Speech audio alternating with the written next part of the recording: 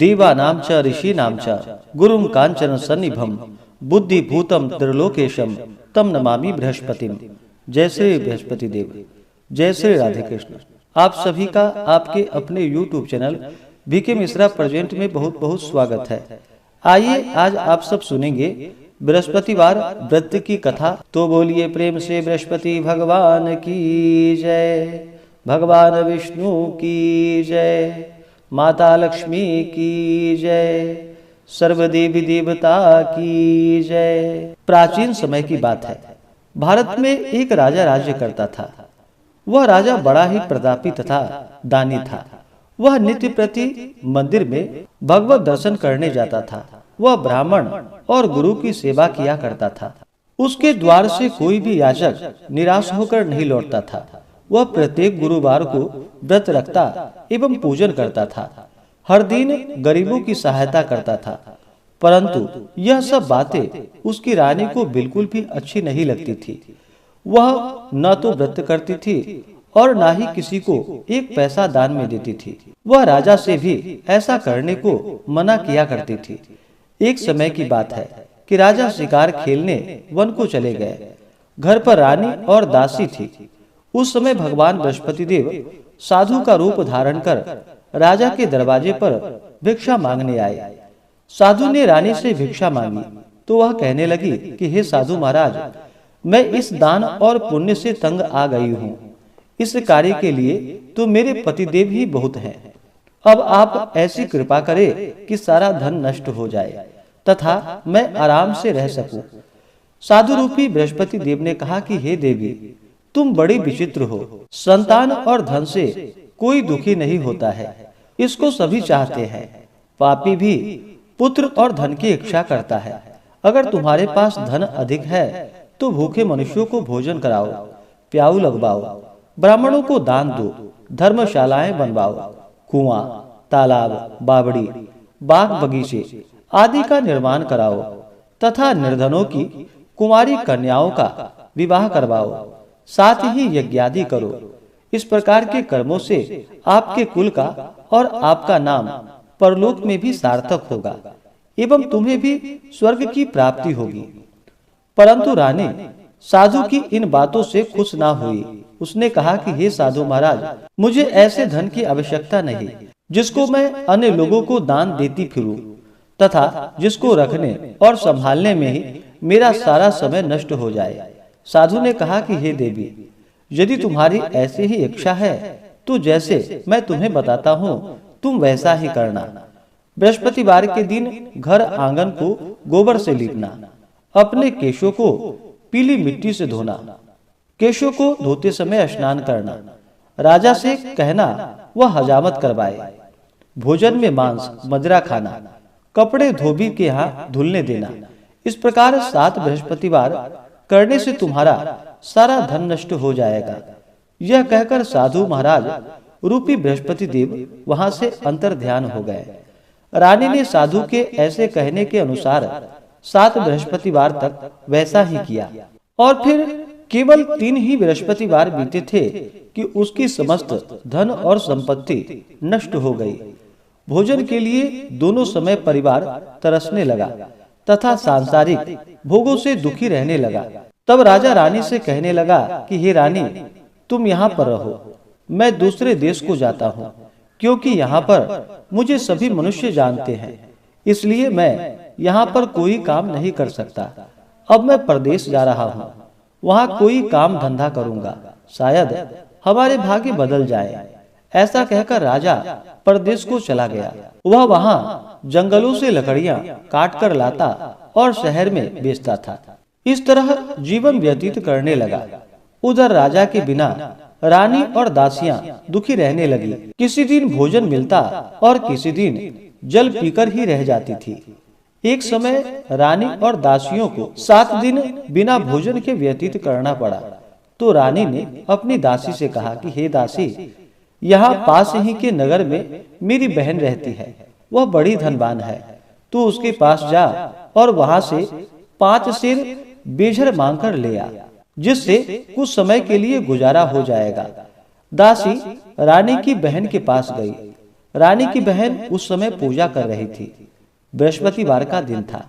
दासी ने रानी की बहन से कहा कि हे रानी, मुझे आपकी बहन ने भेजा है, मुझे 5 सेर बेजर दे दो। दासी ने यह बात अनेकों बार कही, परंतु रानी की बहन ने कोई उत्तर नहीं दिया, क्योंकि वह उस समय बृहस्पतिवार की कथा सुन रही थी।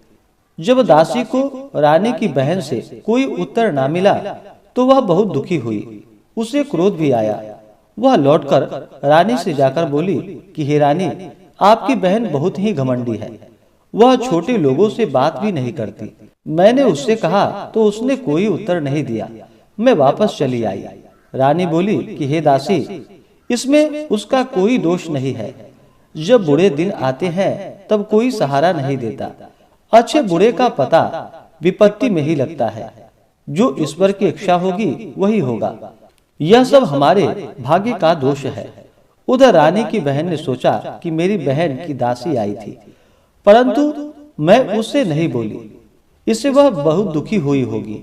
अतः कथा सुनकर और विष्णु भगवान का पूजन समाप्त कर वह अपनी बहन के घर आई और कहने लगी कि हे बहन, मैं बृहस्पतिवार का व्रत कर रही थी। तुम्हारी दासी हमारे घर गई थी, परंतु जब तक कथा होती है तब तक हम लोग ना ही उठते हैं और ना ही बोलते हैं, इसलिए मैं नहीं बोली।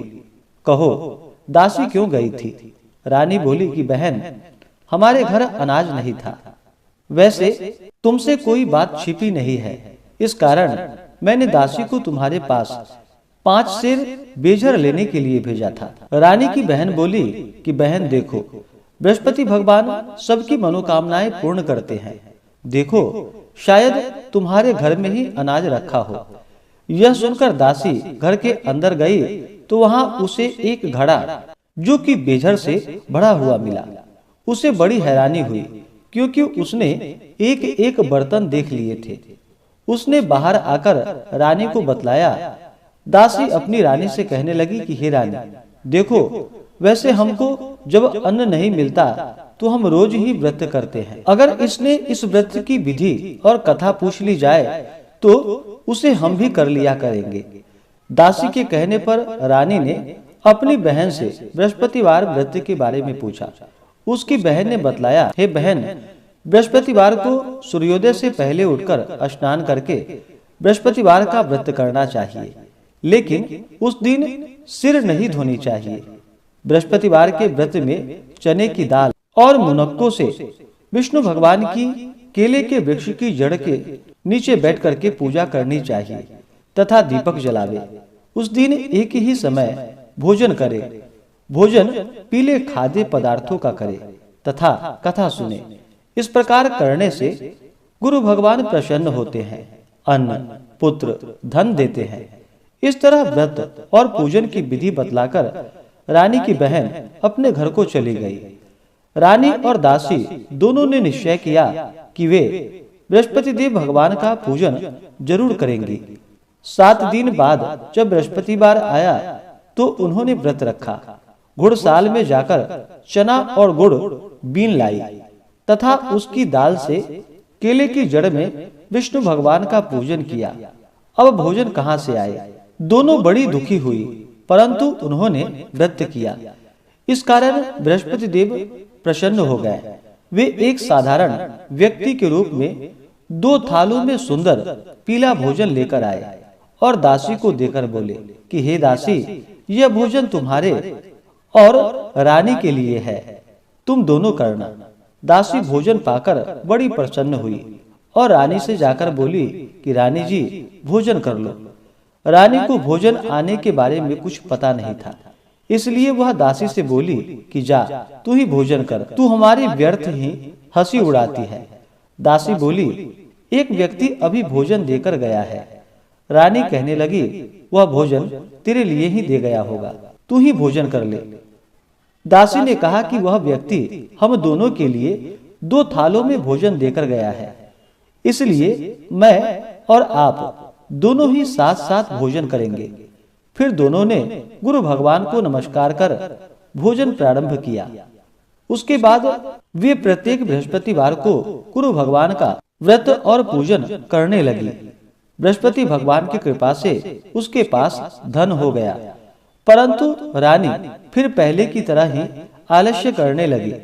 तब दासी बोली कि देखो रानी, तुम पहले भी इस प्रकार आलस्य करती थी। तुम्हें धन के रखने में तुम्हें कष्ट होता था, इस कारण सभी धन नष्ट हो गया।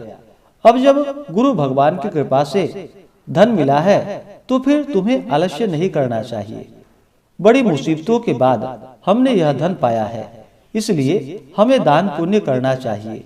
भूखे मनुष्यों को भोजन कराओ, प्याऊ लगवाओ, ब्राह्मणों को दान दो, कुआं, तालाब, बावड़ी आदि का निर्माण करवाओ, मंदिर पाठशाला बनवाकर दान दो, कुंवारी कन्याओं का विवाह करवाओ, धन को शुभ कार्यों में खर्च करो, जिससे तुम्हारा कुल का यश बढ़े तथा स्वर्ग प्राप्त हो और पितृ प्रसन्न हो।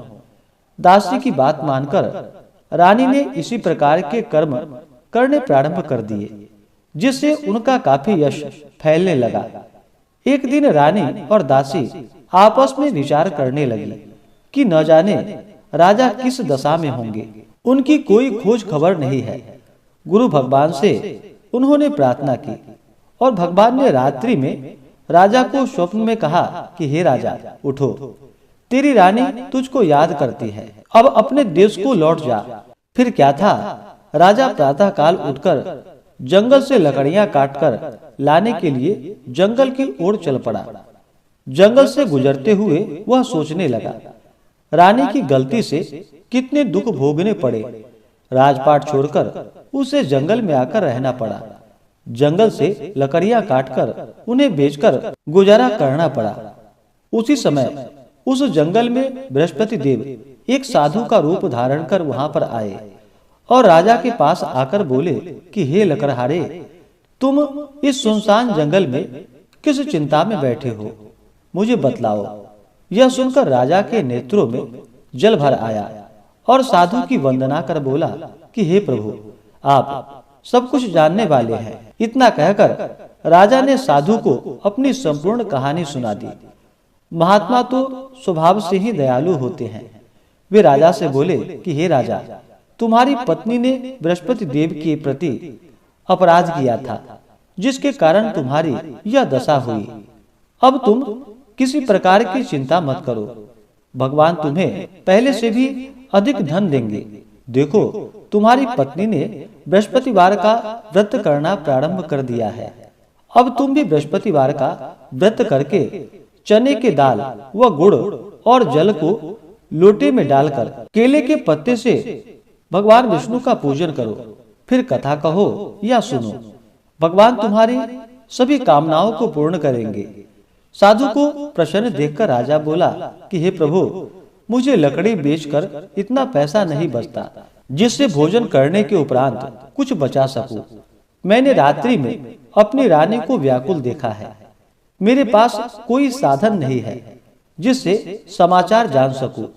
फिर मैं बृहस्पतिवार की कौन सी कहानी कहूं या सुनूं, मुझको तो कुछ भी मालूम नहीं है।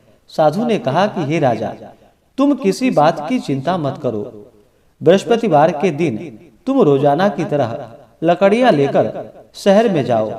तुम्हें रोज से 2 गुना धन प्राप्त होगा, जिससे तुम भली भांति भोजन कर लोगे तथा बृहस्पति देव की पूजा का सामान भी आ जाएगा। अब सुनते हैं बृहस्पतिवार व्रत की कथा। प्राचीन काल में एक बहुत ही निर्धन ब्राह्मण था। उसकी कोई संतान ना थी। वह नित्य पूजा पाठ करता, परंतु उसकी स्त्री बहुत मलिनता के साथ रहती थी। वह ना ही स्नान करती थी और न किसी देवता का पूजन करती थी। प्रातः काल उठते ही सर्वप्रथम भोजन करती, बाद में कोई अन्य कार्य करती। ब्राह्मण देवता बहुत दुखी रहते थे। पत्नी को बहुत समझाते, किंतु उसका कोई परिणाम ना निकलता। भगवान की अनुकंपा से एक समय उस ब्राह्मण की पत्नी गर्भवती हुई और 10वें महीने में एक सुंदर कन्या को जन्म दिया। निर्धन ब्राह्मण कन्या के जन्म से बहुत दुखी हुआ। धीरे धीरे ब्राह्मण की कन्या बड़ी होने लगी। बचपन से ही उस कन्या की रुचि भगवान विष्णु की पूजा में थी। वह प्रातः उठते ही स्नान आदि करके भगवान विष्णु का पूजन करने मंदिर में जाती थी। बृहस्पतिवार को व्रत करके विधिवत पूजा पाठ करती थी। पूजा पाठ के बाद वह पढ़ने के लिए पाठशाला में चली जाती थी। घर से चलते हुए वह मुट्ठी भर जौ साथ लेकर जाती थी और पाठशाला के रास्ते में थोड़े थोड़े जौ गिराती हुई जाती थी। जब वह पाठशाला से घर लौटती तो जौ के वह दाने जो कि सोने में बदले हुए उसको मिलते। लड़की सभी सोने के दाने बीन लाती थी। एक दिन जब वह सोने के दानों को साफ कर रही थी तो उसकी माँ ने कहा, बेटी, सोने के दाने साफ करने के लिए सोने का सूप भी तो होना चाहिए। अगले दिन बृहस्पतिवार था। उसने भगवान बृहस्पति देव की पूजा करते हुए उनसे प्रार्थना की कि हे भगवान, यदि मैंने आपका व्रत विधिवत किया हो तो मुझे सोने का सूप दे दो। भगवान बृहस्पति देव ने उसकी मनोकामना पूरी करने का वचन दिया। पाठशाला से लौटते समय उसे रास्ते में सोने का सूप पड़ा हुआ मिला। घर लौटकर सोने का सूप अपनी माँ को दिखाकर वह सोने के दाने साफ करने लगी। उसी समय नगर का राजकुमार उसके घर के पास से गुजरा। उस सुंदर लड़की को सोने के सूप में जौ साफ करते हुए देखकर राजकुमार उस पर मोहित हो गया। महल में लौटकर राजकुमार ने राजा से उस लड़की से विवाह करने की इच्छा प्रकट की तो राजा ने ब्राह्मण को महल में बुलाकर राजकुमार से लड़की की विवाह की बात कही। ब्राह्मण तैयार हो गया और फिर धूमधाम से उस लड़की का विवाह राजकुमार से हो गया। दुल्हन बनकर ब्राह्मण की लड़की महल में चली गई। लड़की के चले जाने से ब्राह्मण फिर निर्धन हो गया। उसे कई कई दिन भोजन भी नहीं मिलता था। बहुत दुखी होकर ब्राह्मण एक दिन अपनी लड़की के पास गया। अपने पिता से निर्धनता का समाचार सुनकर उसे बहुत सा धन देकर पिता को विदा किया। उस धन से ब्राह्मण के कुछ दिन तो आराम से गुजर गए, लेकिन जल्दी ही फिर भूखे मरने की हालत हो गई। ब्राह्मण अपनी लड़की से धन लेने के लिए फिर महल में पहुंचा। लड़की ने पिता की बुरी हालात देखकर कहा, पिताजी, आखिर आप कब तक मुझसे धन लेकर जीवन यापन करेंगे? आप कोई एक उपाय क्यों नहीं करते जिससे आपका घर धन संपत्ति से भर जाए? ब्राह्मण ने कहा, मैंने तेरी माँ को बहुत समझा लिया, पर उसकी समझ में कुछ नहीं आता। उसका फुहरपन नष्ट हो तो घर की निर्धनता भी दूर हो जाए। तब कुछ सोचकर लड़की ने पिता से कहा कि पिताजी, आप कुछ दिनों के लिए माँ को मेरे पास छोड़ जाओ। तब कुछ सोच समझकर ब्राह्मण पत्नी को लड़की के पास महल में छोड़ आया। लड़की ने अपनी माँ से कहा कि माँ, तुम कल प्रातः उठकर स्नान आदि करके भगवान बृहस्पति देव, भगवान विष्णु की पूजा अवश्य करना। पूजा करने से तुम्हारी निर्धनता अवश्य दूर हो जाएगी। लेकिन उसकी माँ ने उसकी कोई बात ना मानी। तब क्रोधित होकर लड़की ने अपनी माँ को एक कक्ष में बंद कर दिया। सूर्योदय के समय माँ को उठाकर जबरदस्ती उसे स्नान करवाया और फिर मंदिर में ले जाकर भगवान बृहस्पति देव की पूजा करवाई। कुछ दिनों तक ऐसा करने से माँ की बुद्धि में परिवर्तन हुआ और वह स्वयं बृहस्पतिवार का व्रत रखने लगी। उसके व्रत रखने से ब्राह्मण के घर में भगवान विष्णु की अनुकंपा से धन की वर्षा होने लगी। दोनों पति पत्नी धन संपत्ति पाकर आनंद पूर्वक जीवन यापन करते हुए विष्णु धाम को चले गए।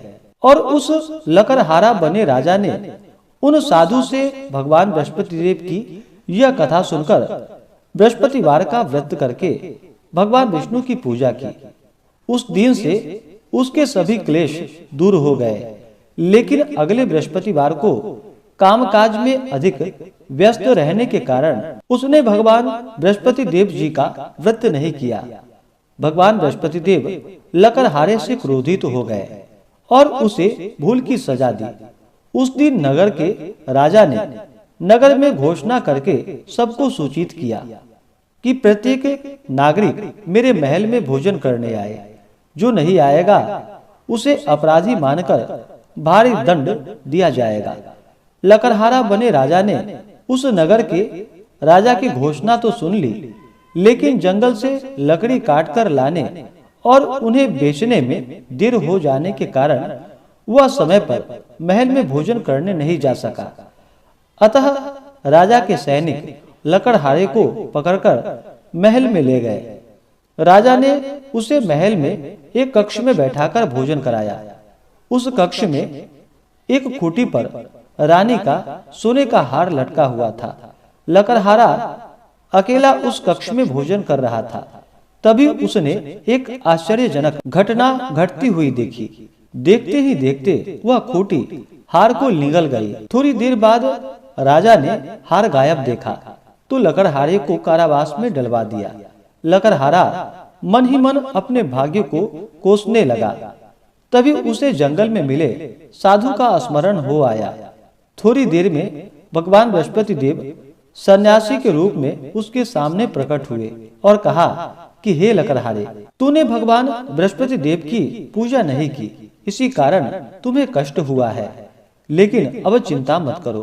बृहस्पतिवार के दिन कारागार के दरवाजे पर तुम्हें कुछ पैसे पड़े हुए मिलेंगे। उन पैसों से भगवान बृहस्पति देव का व्रत करके उनकी पूजा करोगे तो तुम्हारे सब दुख नष्ट हो जाएंगे। बृहस्पतिवार के दिन दरवाजे पर पड़े मिले पैसे से चने और गुड़ मंगवाकर लकड़हारे ने बृहस्पतिवार की कथा कही तो भगवान बृहस्पति देव ने प्रसन्न होकर उस नगर के राजा को स्वप्न में लकड़हारे को कारागार से मुक्त करने को कहा। सुबह राजा ने अपने कक्ष में आकर देखा तो खूंटी पर रानी का हार टंगा हुआ पाया।